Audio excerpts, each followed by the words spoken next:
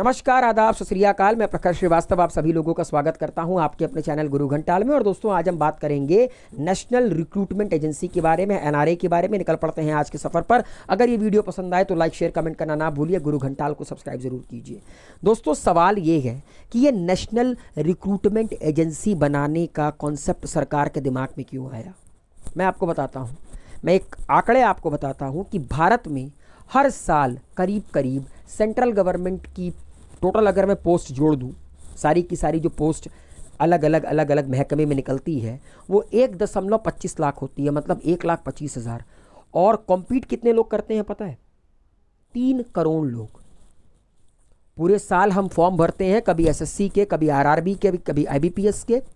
ठीक है, एग्ज़ाम कभी तय समय पर होता नहीं है। रिजल्ट तो भैया छोड़ दो, 18 का रिजल्ट आता है 20 में, तुमको जॉब लगते लगते तुम्हारी शादी हो जाएगी, तुम्हारे बच्चे हो जाएंगे, तुम्हें पता चलेगा ओ माय गॉड मेरी तो गवर्नमेंट जॉब लग गई, गलत इंसान से शादी हो गई मेरी, काश पहले गवर्नमेंट जॉब निकला होता तो मुझे लड़की अच्छी मिलती। ठीक है, क्योंकि हमारे इंडिया में यही सोच है लोगों की। तो इन्हीं सारी चीज़ों को, जो बवाल है ना, इन्हीं सारी चीज़ों को ख़त्म करने के लिए गवर्नमेंट ने एक ऐसी एजेंसी बनाने के बारे में सोचा है जो साल भर में सब कुछ मिलाकर एक एग्ज़ाम करवाए। तो नेशनल रिक्रूटमेंट एजेंसी एक तरह की टेस्टिंग एजेंसी है जिसका काम होगा कि वो भारत में कॉमन एलिजिबिलिटी टेस्ट करवाएगी। किस पोस्ट के लिए? जो ग्रुप बी और ग्रुप सी के नॉन गैजेट पोस्ट होते हैं, जो कि अभी तक कंडक्ट कराती थी कौन? एसएससी, आरआरबी जिसको कि रेलवे रिक्रूटमेंट बोर्ड कहते हैं, और IBPS, institute of the banking personal selection. ठीक है,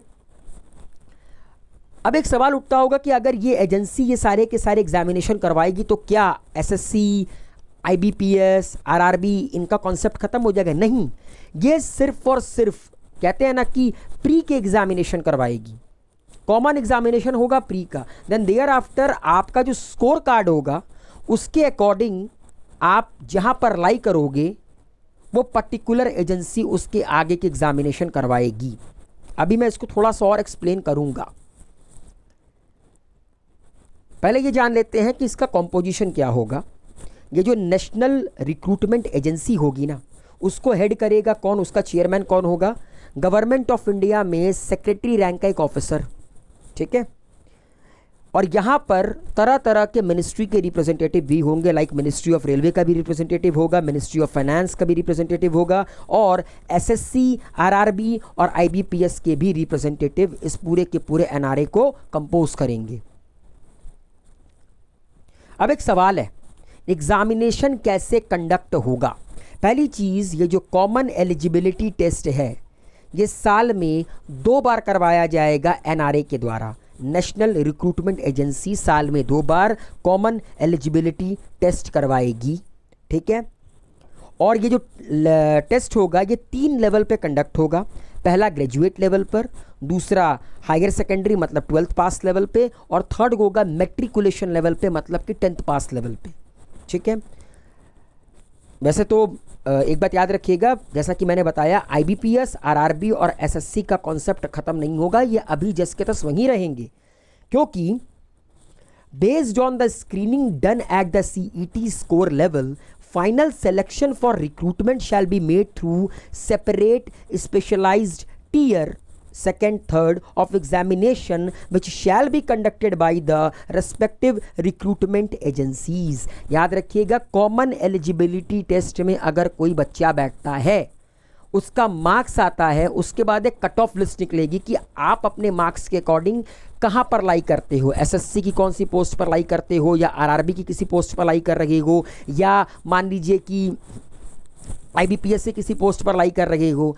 देन उसके बाद आप जिस भी पर्टिकुलर टेस्टिंग एजेंसी की पोस्ट पर अप्लाई कर रहे होगे, मान लीजिए कि मेरा जो कॉमन एलिजिबिलिटी का मार्क्स है वो काफ़ी ज़्यादा है और मैं एसएससी के इस पर्टिकुलर पोस्ट के लिए एलिजिबल हूँ, देन देयर आफ्टर टीयर 2 और टीयर 3 का जो मेरा एग्जाम है वो एसएससी करवाएगी। फिर एनआरए का कोई कॉन्सेप्ट नहीं होगा। एनआरए का काम है सिर्फ और सिर्फ स्क्रीनिंग करना, बच्चों को छांटना। देन देयर आफ्टर उनका स्कोर डिसाइड करेगा कि उनका करियर कहाँ बनेगा, एसएससी में बनेगा, आरआरबी में बनेगा कि आईबीपीएस में बनेगा।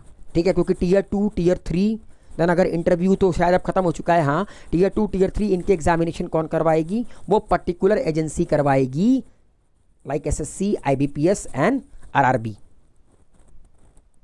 और याद रखिएगा वो जो कॉमन एलिजिबिलिटी टेस्ट का स्कोर होगा किसी भी कैंडिडेट का, वो 3 साल के लिए वैलिड होगा from the date of the declaration of the result.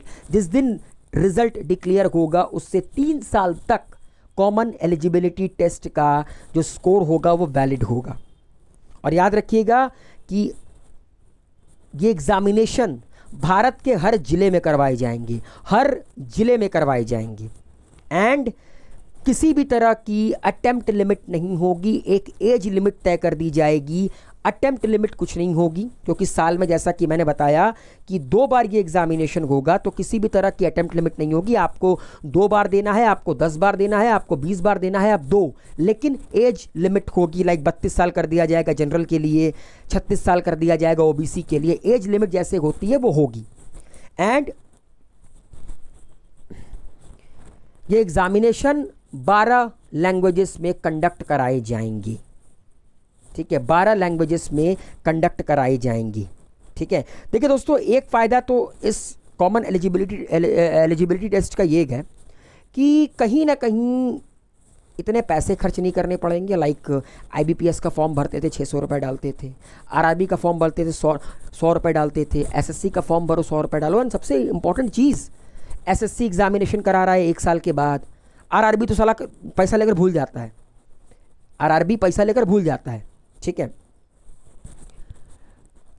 अभी आपने देखा होगा आरआरबी का लास्ट का फॉर्म कब आया था, उसके बाद आरआरबी ने शायद दिसंबर में एग्जामिनेशन गए। तो इन सारी चीज़ों से छुटकारा मिल जाएगा क्योंकि ये फिक्स हो जाएगा कि भैया साल में 2 बार एग्जामिनेशन होता है और एक ही चीज़ की पढ़ाई करनी है। ऐसा नहीं है कि बैंकिंग के लिए मैम रीजनिंग तैयार कर रहे हैं, एसएससी के लिए जीएस तैयार कर रहे हैं और आरआरबी के लिए मैथमेटिक्स तैयार कर रहे हैं। इसका लफड़ा ख़त्म हो जाएगा। स्क्रीनिंग में आप कॉमन सिलेबस पढ़ोगे, देन देयर आफ्टर अगर आप स्कोर अच्छा करते हो टीयर 2 टीयर 3 जिस भी एजेंसी में अप्लाई करो, देन देयर आफ्टर उनके सिलेबस को आप फॉलो करो, एग्जामिनेशन निकालो और अपना करियर बनाओ।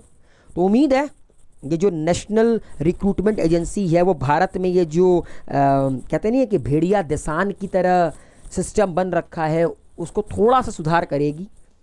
एंड लोगों के पैसे बचेंगे, लोगों का टाइम बचेगा और लोगों को कम से कम एक एश्योरिटी मिलेगी बच्चों को कि हाँ भैया साल में 2 बार एग्जामिनेशन होना है। और सबसे इंपॉर्टेंट चीज़, इस एग्जामिनेशन का जो स्कोर कार्ड है ना वो काम में आएगा 3 साल तक। So wish you all a very good luck, take care, good bye. उम्मीद है एनआरए आप लोग को समझ में आया होगा। कमेंट बॉक्स में अगर किसी भी तरह का डाउट है तो कमेंट कीजिए। Wish you all a very good luck, take care, good bye. गुरु घंटाल को सब्सक्राइब जरूर कीजिए।